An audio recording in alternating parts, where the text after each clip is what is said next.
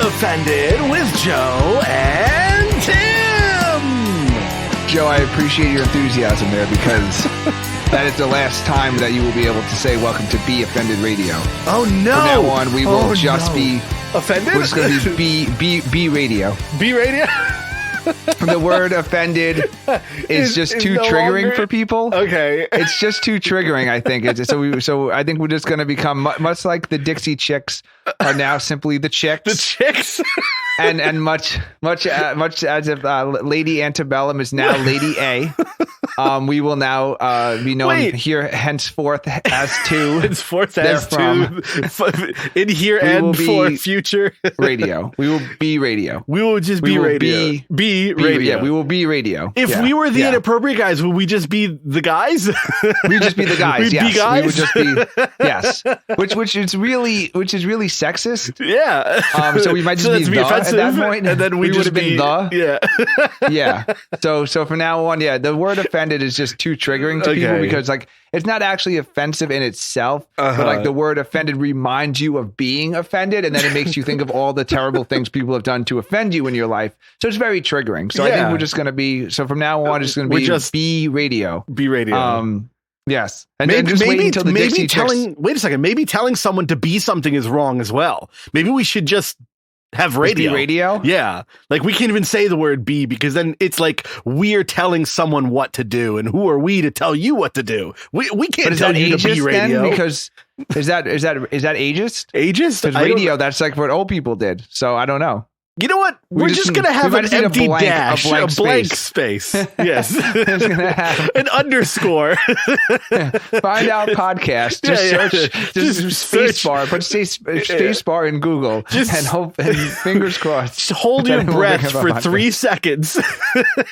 And that's how you find us. We're like a genie. We just appear. We're going to have to hire the Prince's artistic designer to create a symbol for us, and we'll have just a. Speaking of getting hired, drum roll, please. We have a sponsor.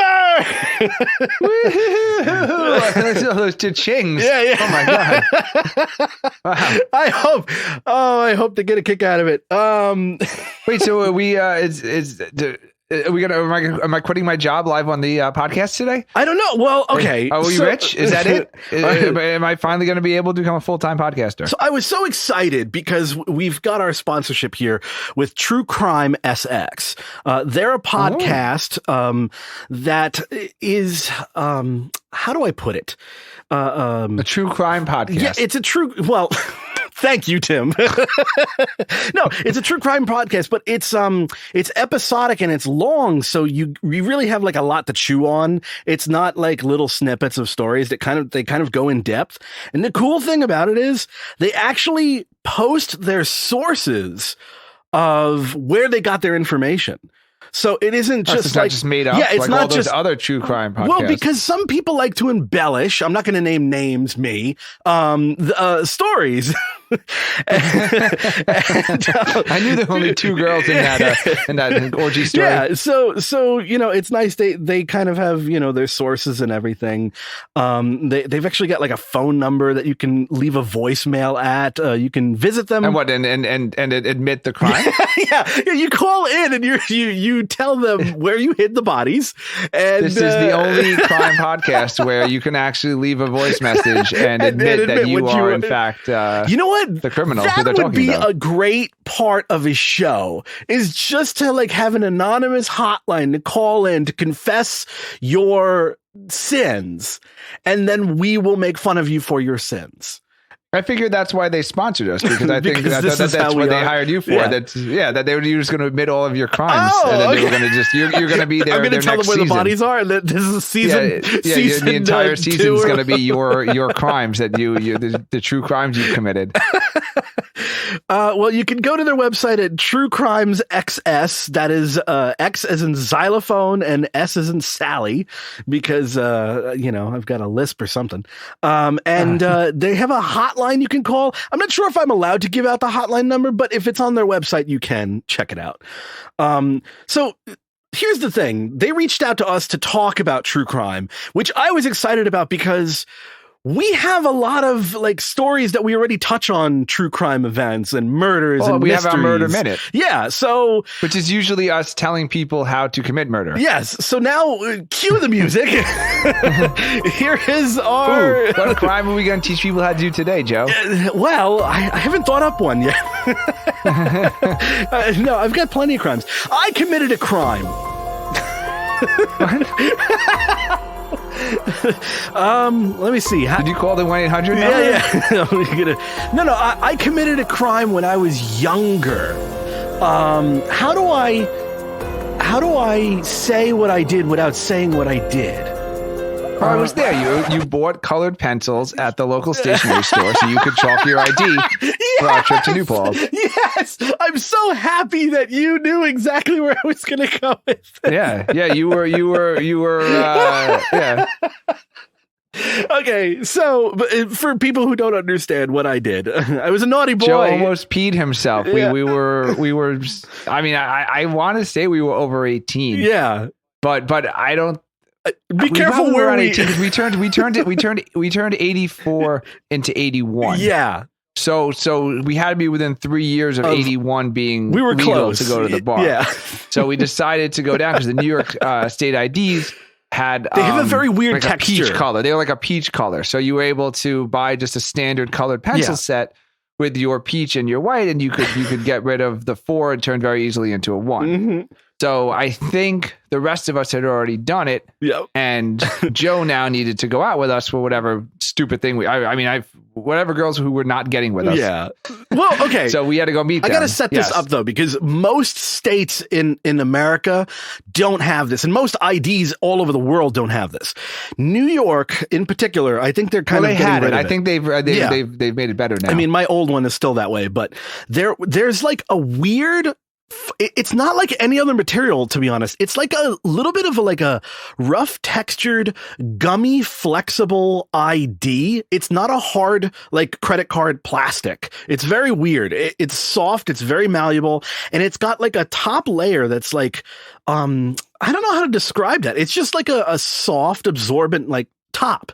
And so I guess some genius somewhere. Want to make sure the True Crime XS people post the source to the paper stock for the if you want to make your own fake ID. If you want to, because they do post the sources. So good luck to your research team figuring out what paper Joe committed his crime on when he purchased colored pencils at the stationery store. Oh my God. So when you use a pencil, because, pencils, they have a little bit of material that breaks off and goes into these little pores. It really looks convincing if you artistically what do we call it? Well, chalking? Then we covered it with hairspray. Yeah. So you would do the colored pencil, and you would take the 4, turn it into a 1. Yeah. And then you'd spray the entire front of your ID with hairspray. Yeah. You would find so the then color it would of have the that pencil gloss on it, because otherwise the where you chalked didn't have the same gloss that the rest of the ID had. Yeah. So we would do this like whole. It was a thing. It's very much a New York thing if you grew up in that time. Well, you're saying you peed yourself buying the colored pencils, Joe. Let's not pretend you're some hardened criminal here that we did this all the time. I didn't have a chalked ID yet, is what we called it, and so the hooligans that we were. We're going somewhere. I don't know where. Whatever the crime actually was, I don't know. But we were going to go to some place that required us to be 21, and I didn't have my ID chalked yet. So we decided to take a trip to the nearest like bodega or 7-Eleven or something, and we went to go buy colored pencils. It was the local stationery store. Oh, I'll never it was? forget it. Okay, it was the local stationery store, and some minimum wage person is behind the counter, and Joe is just convinced that if they saw him with his 2 equally horny and stupid 18-year-old friends, that they would have been convinced we were buying the colored pencils for illicit purposes, and then they wouldn't sell it to us. And I guess potentially call the cops. I don't know like how. far you thought it through in your head. I have such a guilty conscience. Like, I really do. When I've done when absolutely it comes to nothing colored wrong, pencils, obviously. Anything. Yeah. Like, if anytime I've ever when it comes to your age, you have a guilty conscience. Yeah. Not her age. Yeah, no, just my age. Okay. So yeah, when we were buying them, for some reason in my head, I equated like the purchase of the pencils as the crime for some reason. Cause it was like purchasing with intent. You know what I mean? That's in my legal mind. Cause at that time I was in Model Congress. And so like everything in my head was very, like, hey, this is how law works and everything. So me in my mind, I'm thinking I'm purchasing with the intent of forgery. And then somehow it was going to be wrong for me to buy these colored pencils. That's all they were. We're Crayola colored pencils. Yeah, they were just normal colored pencils. You could have been buying it for like your nephew for like a school project or something. But I was freaking out. Not to get into like the horny lizard or whatever stupid bar we were trying to get into. You assholes egg me on because now you see that I'm nervous and you start talking about it in front of the cashier.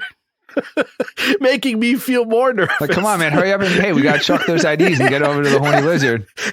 I remember getting out of there really quickly. But yeah, so, oh God. So yeah, so that's our true crime. There's no bodies. I mean, there might have been, but it's barely a crime. I don't even know if do we have to give him something better? buying colored pencils for the oh my God. Yeah, I guess we don't have good any luck murders. to the researcher trying to figure out what penal law statute. We were in the state of New York, so good luck searching the New York State penal law to figure out possession of colored pencils with intent to forge a government issue. Okay. Do you think True Crime SX would have us on their show to talk and confess our crime? Well, call the hotline. I don't think that's right. You have to call the hotline. I got to leave them a voice message. Disguise your voice, I guess. Yeah. Oh my God. Yeah. Wow. So I figured that's a good story because it's such a stupid thing we did when we were younger, and we've had a lot of that's been our theme lately is stupid things Tim and I have done as a friendship when we were younger. So I was like, this is. Do you remember the time that that John Babymaker called the cops on his own party? Oh yeah, if we want to keep going down some crimes, yes. Yeah, we had a John's family used to go away. We have to really have John on though. Escaping. We can do that briefly. Okay, it wasn't a timeshare, but like they stayed in someone else's house, and those people stayed in their houses, and I forget what it was called. Swap, wife swap, swinging or something. Yeah, but it had a name for it. I don't think we understood what was really going on then, but when I look back at it, I think they were John swinging. the Babymaker's parents were swingers, and so when John was younger, he used to go away every summer with his parents, and then as he got older and he got jobs in the summer, so they would leave without him. So the first summer, I think we were 17 and they decided to leave him alone for like a month. Yeah. So he decides, of course, to have a giant party. So by giant party, it's like just a bunch of losers. Like we sucked. We had to it turns out most of the girls who, please, Joe, most of the girls that we had crushes on grew up to out themselves. And we had no idea that that we were just hanging out with a bunch of women who were in love with other women. I found a photo of one of the hot girls that I was absolutely in love with at the time. And then she turned out to be gay. And I was like, oh my God, there's the photo right there. Yeah. So anyway, we were a bunch of losers. Yeah. So we decided to have our little loser party. And then one of our friends who was also a jerk, a loser, but somehow got invited to a better party, and then told that party when it got broken up that John the Babymaker was having 2 kegs in the DJ. Yeah, does he listen to the show? Do we? Well, he'll identify himself. Okay, we'll see. He can. Yeah. If you identify yourself as the person who announced 2 kegs of DJ, call the True Crime XS hotline and admit to turn yourself in. You know what we can do? We can just start sending everybody to confess their crimes to them. I think they're gonna hate us. So anyway, the entire village shows up. The entire town shows up. The entire keg party, our party. Yeah. People who would never talk to us before were now there, and they're all hanging out. Everyone's cool. Mm-hmm. And then at a certain point, like someone must have realized that, like, hey, whose house is this? Oh, those losers over there. So they start to destroy the place. You paint a very different story. I hightail it out of there, and then I get a call when I get home, and it's John the baby maker, and he's like, dude, can you call the cops? And just like, I don't want, like, just call the cops and just tell them. So I called the cops for him. Wait a second. This is breaking news in the story. I've never heard that you were the asshole who actually had to call the cops. Well, no, I woke up my dad, who was a cop, and then my dad called the local calling precinct. The cops. You bet you knocked on your dad's door. Yeah, so they called me. I think it might have even woken up because I don't know. I didn't have a cell phone, so I think he called. Okay. I think John the baby maker called my parents' house. Oh my god! Woke up the family, and then I was like, oh, they had a party at John's. Like, he wants to know if you can call the cops. So then he called like the local precinct and just said, like, please have a car go by. So they sent a car and just ran the lights so everyone would leave. Like, they didn't actually send. Yeah. So actually, like, we did, it was a pretty good plan as far as like if had the actual cops been called, like, John could have been cited, something could have happened. But it was like a friendly, like, hey, like, you know, I'm a cop in the neighboring jurisdiction. There's this house party. Like, just do me a favor. Like, just send a car by and turn on the lights, and everyone will scatter. That's Be Offended Radio, skirting the law.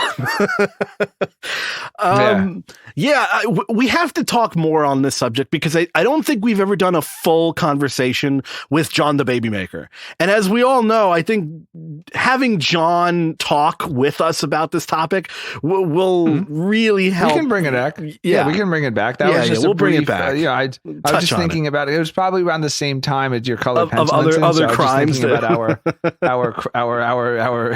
I used to escape. I used to break out of high school. That was my other escape thing. I used to call. I used to be able to call in. I forget what I used to actually call, but I used to be able to call in and set up a way so that I could fake like a doctor's appointment. And somehow I was able to use that as proof. And then I would just call a cab that would come pick me up from the high school. And at the time we were allowed to leave if like a cab came to pick you up. It was very weird. The rules were very odd back then, but the loophole was if the cab showed up, that was it. Like, it was get in the cab and leave. And there was like a security guard and you just waved to them and that was it. You left. So yeah, I used to break out of high school. And then a few years later, you'd break in. It was very yeah. That old gag. Where are we on the timer? Or do we have to go for a break yet, or we have some more? I think we're about ready for a break. I think. Okay. I mean, I got to call and quit my job now that we're a sponsored podcast. Oh yeah. So I have to. Clearly, it's time to. Oh my lord! All right, so we'll be back after more messages, I guess.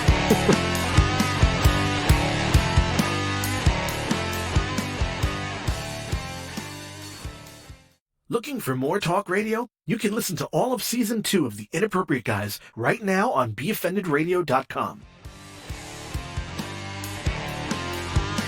And we're back! Welcome back, Joe. Hello! Now, before I forget, okay. Yeah, before stop the presses. So we have some shows up on Pornhub.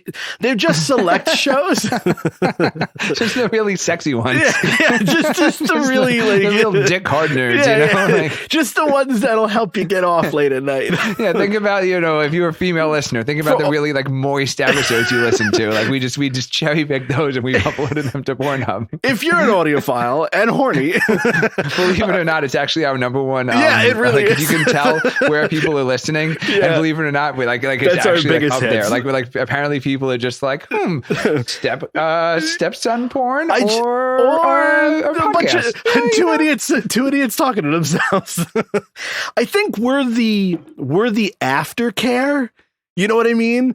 Like people work themselves up and they get into their whole thing. We're the preppers. The fluffers you think we're the fluffers instead of? I'd like to think that. Yeah. You'd like to. I think we're on the way down. I think we're the recovery. Yeah, I think we're the cool down. I think we're the ice pack on the nuts. Or maybe like, like when you used to get like when you were younger, so you lived with your family or something. So like you were like that tab. So like you had a quick switch between like what the dirtiness you were looking at and then like what you pretended, so maybe we're that tab that people open. So like, I'm on Pornhub for podcasts. I'm not on Pornhub for like stepbrother porn. For me, it was the, I don't know if TV remotes still have it, but there used to be a button that was like the last channel you were on, and yes, you still have the last channel button. Yeah, Joe. so if you hit the last, I don't know, I have Roku TV and stuff. So you hit the button, and it would flip to the last channel that you were on. So I would have like Nickelodeon on the last thing. Is there something like really unbelievable, like PBS, some kind of like British, like one of those like British like Downton Abbey type shows. I had the History Channel on. Yeah, it was the History Channel. The Duke of Dorchester is coming. Like, I love this British shit. Yeah, so I used to have that last button on the TV at the helm. So we're the last button. So anyway, if you're on Pornhub, or you like to visit Pornhub and you're sick of masturbating, we're on there as the inappropriate guys. So if you look up the inappropriate guys, and we have an exclusive episode, or at least a snippet. We did a bit exclusive for Pornhub. Yep. Which is on Pornhub. So if you can't get enough of our normal, imagine how inappropriate our Pornhub exclusive is, I guess is what I'm saying. If we're bad on here, we're really bad on there. Let's put it that way. So we're the inappropriate guys on Pornhub, and you can find a Pornhub exclusive. Yep. About us being on Pornhub. Yes. And different pornographies. So yes. So find us there. It's a good place to hang out anyway. So speaking of movies, yes, I finally saw The Joker. Wow, you're really behind. I mean, we're behind as a show, but you're behind as a human being. Yes, no, I'm behind as a human being, and that's why I think it's safe to finally say. So I finally saw The Joker. Oh, this is interesting. Beautifully shot. Yes, I well acted. Mm-hmm. I mean, like as far as a visual goes, like to get like the visually beautiful of like. But not a great movie. I don't know what all the nonsense was about. Thank you. I agree.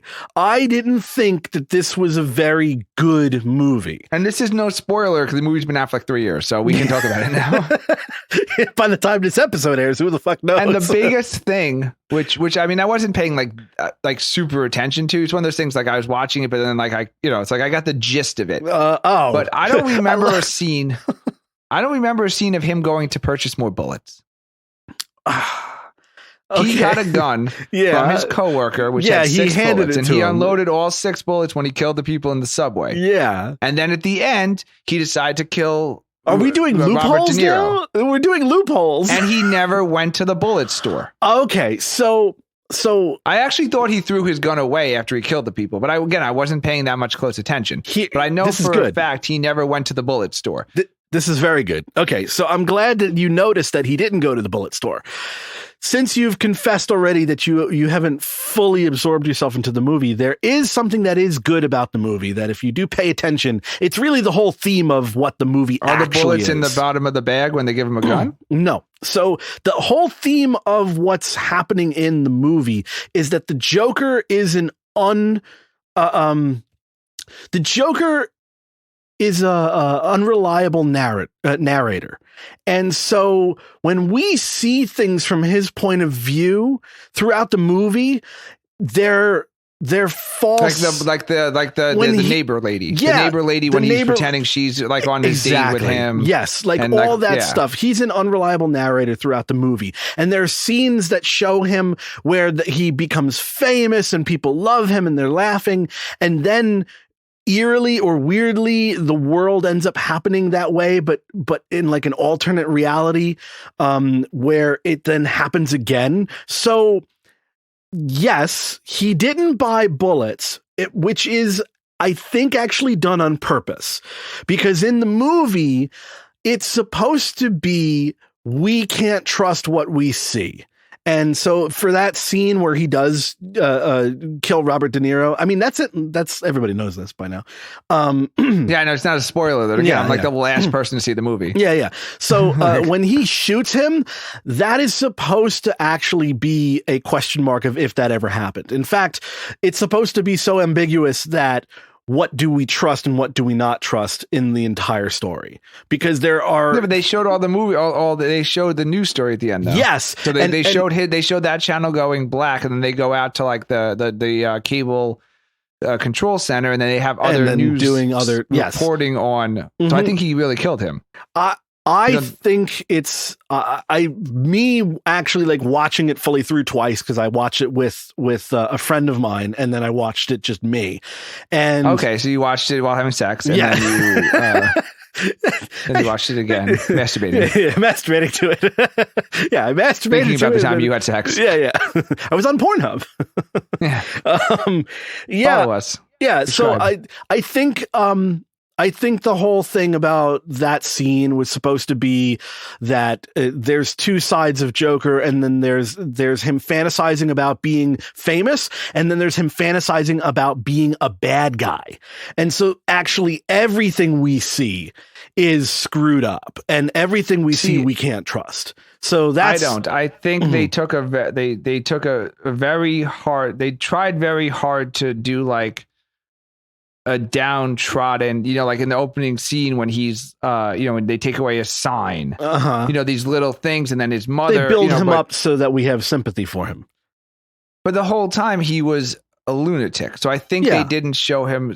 If they showed him purchasing bullets, then that's a premeditated murder, and then you don't have any sympathy for him. So I think it wasn't that he's an unreliable narrative in that point, is that they were manipulating the filmmakers, is that what they had was a man with mental illness and violent tendencies who was a violent man with and tendencies, and they tried to say, well, he was kind of forced into it. And if they show him going to buy bullets after emptying the bullets the first time, then there's a premeditated aspect to his crime. I think I think that would have taken away the like, poor, like it was like the movie for incels. It's basically like, look, okay, so if people are mean to you, if people are, if you have a right to get revenge on society if you're weird. I've been waiting for this. But that's not that.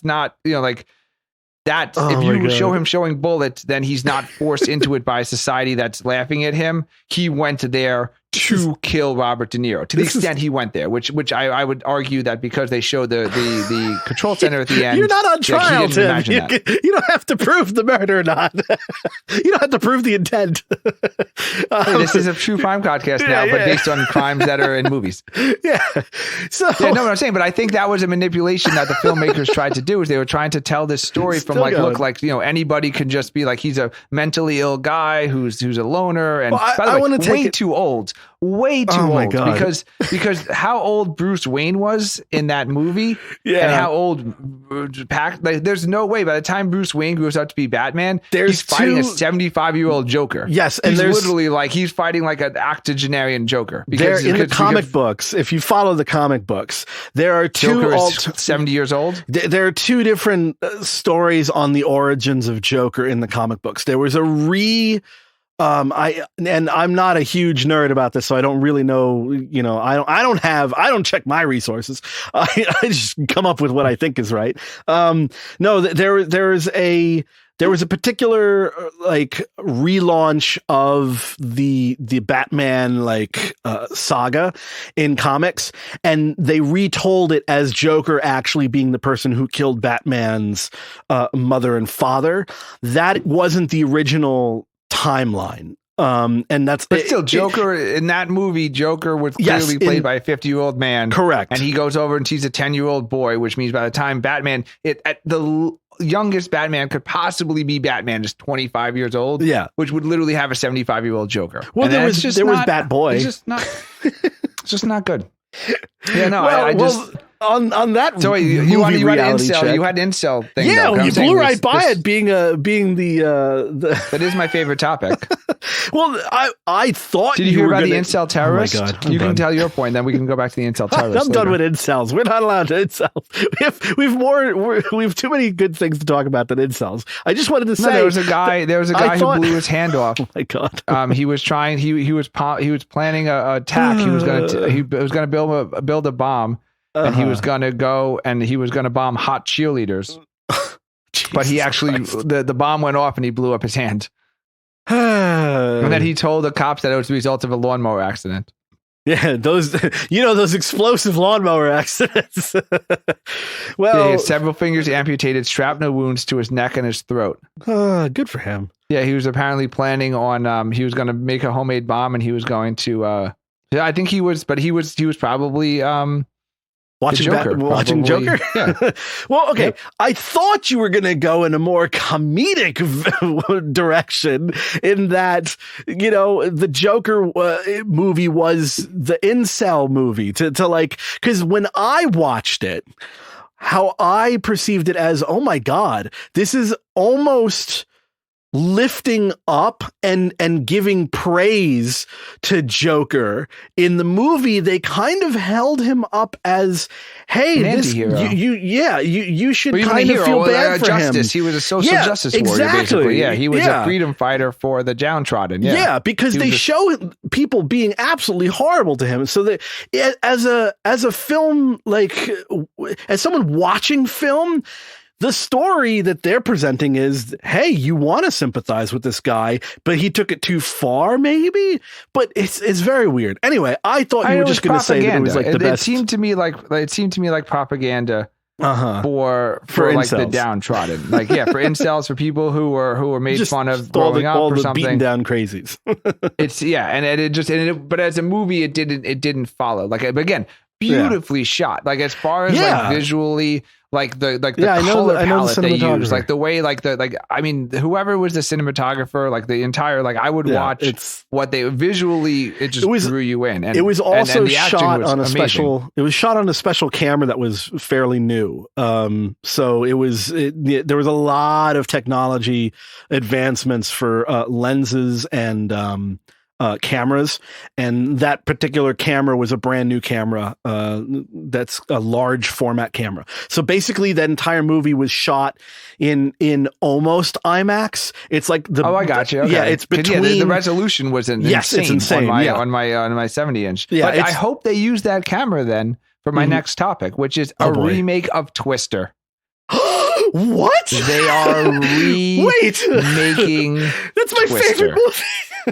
Yep, a Twister reboot is in the works. Oh my God, this is breaking news to me. Yep. Wait, I'm literally going like I'm typing on my phone right now. Twister remake. Wait, there's no plot. But there's no plot details. But apparently they're going to redo Twister. We can't get Billy back. I think it's going to be a reboot. I know it's going to be a reboot, but I'm saying is like, it would have been great if they 15 years later, they're still chasing these like rogue Twisters. I don't know if you can do a Twister sequel. I think you just have to remake it and just make the Twister scarier, like, and have it like basically do it as like Sharknado. a 20 like 2012 or something, and just have like, instead of it hitting a farmhouse, it's like a mile wide Twister that heads for like downtown, like Oklahoma City or something. I mean, that's really the only way I can think of it. And just have like So they're redoing Twister. So I knew after we talked the Joker, you'd be very excited. Oh, I'm extremely excited. That's one of the best worst movies ever made. It like that's the finger of God. Yeah, there's so many quotable like phrases throughout that movie. Not to mention that like it was shot over the course of such a long time, and they were trying to get real storms, but at the same time they intercut footage between like moments where the sky was completely clear and then moments of like torrential downpour, and you could see from like scene to scene things change. It was crazy.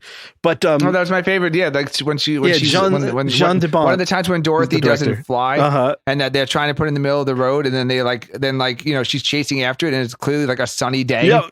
And he's like clearly 100% like just the sunniest, nicest day, and she's like trying to chase, like, no, it can still work. It's like, well, probably not, Helen Hunt. It seems to be sunny out.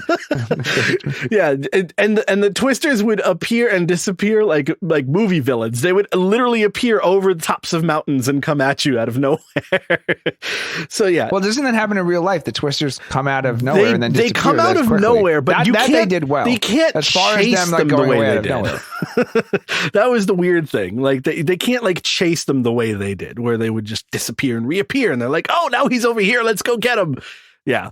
But I do love that movie. It's such a good. If you have time, I think it's on. Movie. Yeah, it's a good bad movie. I think it's still on Netflix as we speak. I think it's signed for at least the end of the year now. That movie came out in 1996, Joe. Can you believe that? And 24 years ago. And you know what? Some visual effects in it were really good, and some of them were cutting edge. Yeah, some of them were really good, and some of them were like don't hold up. But most of it does hold up. So it's not. Do you remember the Twister experience at a Universal Studios? That was my favorite thing. It's now the Minion ride. Oh God!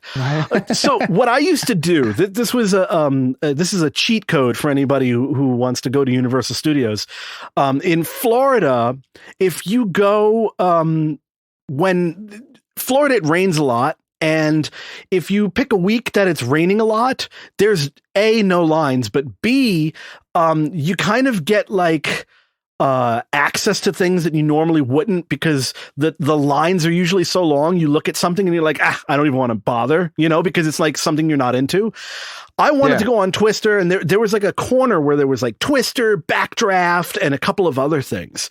All those things are gone now. It's exactly. Now Shrek everything is gone. And Minions and So Transformers. They have a Transformers now. Oh God. So in this like cul-de-sac of great stuff, it was pouring rain, but these were all indoor things. Like everything was like covered in indoors for a lot of these what do you call them? What are those things? They're not shows. They're not rides. They're like experiences. Yeah, I guess. I don't know. They're experiences. It's hard to explain because you just stand there and watch. Like it's literally being on a movie set. They made a tornado in the middle of the soundstage that you were sitting on. Yeah, basically, it's like you being on a movie stage, but the actual practical effects are there. That's basically. I think they call it like the Twister experience. I think they just call it an experience. Yeah, there was a couple of experiences. There was the Indiana Jones one as well. That was the Indiana Jones show. The Indiana Jones was stunt show. Yeah. But it was all like being on a movie set and things actually happening. The Earthquake was the best one. King Kong. So many of these I'm so nostalgic for that it takes me back. But yeah, so if you'd go when it was pouring down rain, you could go into Twister and dry off. By the time you got out of Twister, you were completely dry. So you'd go into Twister because of all the wind and everything, and you'd come out and you have dry clothing. So that was the and Backdraft. Backdraft was right near it. So you could. I'm wrong about what it was replaced with. Apparently, it was replaced with Race Through New York starring Jimmy Fallon. Oh my God, that's even. I thought it was replaced by the Minion ride. The Minion ride must have replaced Backdraft or something. Oh, that's rough. Oh, that's rough. Yeah. That's embarrassing. It's really bad. So there was on YouTube, you can ride with air quotes, ride these old attractions that are gone. You can actually watch the videos of them. It's very interesting. Like you could go on E.T., you can go on all these things.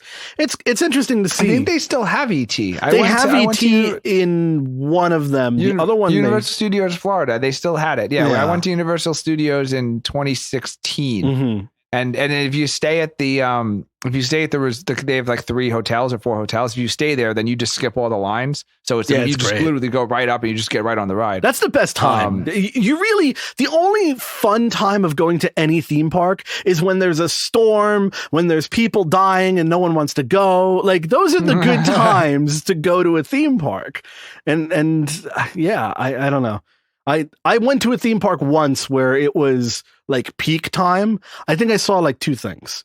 Well, the amazing thing is if you go to a theme park in off peak time, you realize how quickly you can do it. Yeah. Like you can do all of like you can do the entire Universal park. Parks. You do it in a morning. Yeah. You can do it in a morning. Yeah. We rode like the Harry Potter ride like 3 times and it's like 10:15. Like, well, now what do we do? I'm like, all right, so go back to the hotel and take a nap. Not only that, but you realize that the experience that they set up, the lines are so important ripped because, you know, that. Oh yeah, you get all the story, the backstory, everything. Yeah. So why am I on this train? Yeah. Like the train is like escaping from something, and then like what are you chasing after? Like you caught the dragon. Yeah. Like, who's the dragon? It's like, oh, I didn't stand online. I had no idea that like you just showed up and you're like, oh, I'm just here now. And well, maybe we can be sponsored by Universal Studios. Like a theme park podcast. Let's send this bit off to. Ooh, we have enough theme park knowledge. Yeah, let's whore ourselves out to like a Universal Studios and or Disney World fan podcast, and then we can tell our favorite stories for cash money. Wait a second. Can we get sponsored by Disney and then we can play Disney music? I would be so happy if I could play Disney music. You have to use that cheap Under the Sea ripoff anymore, and like B flat or something. Bum bum bum bum bum bum. Oh my god! You know who does the best of that is The Simpsons. The Simpsons are the best at like taking a song and turning it sideways, so you know exactly what they're parodying, but it's like far enough away to not be a copyright infringement. Like I don't know how like someone can take a song and just like turn it sideways twist and be like, okay, like it's Mary Poppins, but it's not. But you know it's Mary Poppins, and they can't sue us. It's like God. We need a full staff of writers behind us. We want to get our show off the ground, our actual TV cartoon off the ground. Billy and Dingus. All right. Well, we can write the pilot, and then we can hire a team. Yeah. And we can use our ad money now that we're a sponsored podcast. Ooh, we're rich. I don't know I don't know if I have anything else to add. I think it's a very good, fulfilled journey we just created here. Yeah, it's hard to introduce a new topic this late. So I think I'll save all my other fun ideas for future episodes. I've got a couple of good stories from my past, which I'm going to keep doing. So you know we can tease that.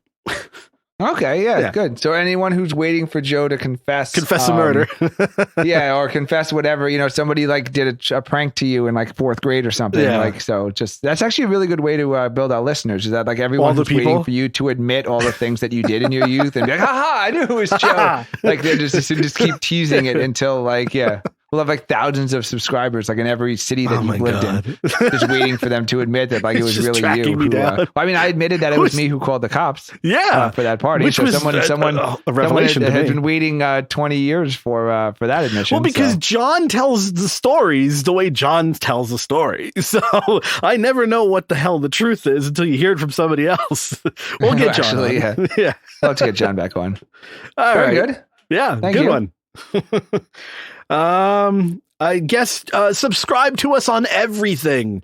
There's nothing that we aren't on except for like cable TV at this point. Follow us. We're Be Offended Radio on Twitter. That I run the Twitter. Be Offended Radio on Instagram. Joe runs the Instagram. The Instagram is nothing on it. So I'm sorry. I believe we have a Pornhub. We have a Pornhub for the inappropriate guys. And our podcast everywhere. Apple Podcasts. We're in Spotify, Stitcher, all the radio ones, Pandora Radio, iHeartRadio. We're literally on everything. We are going to be Joe. Oh, we have to talk about the Joe Rogan thing. We're going to have another episode. We got to talk about the Joe Rogan. Okay, well, I'll talk about Joe Rogan another.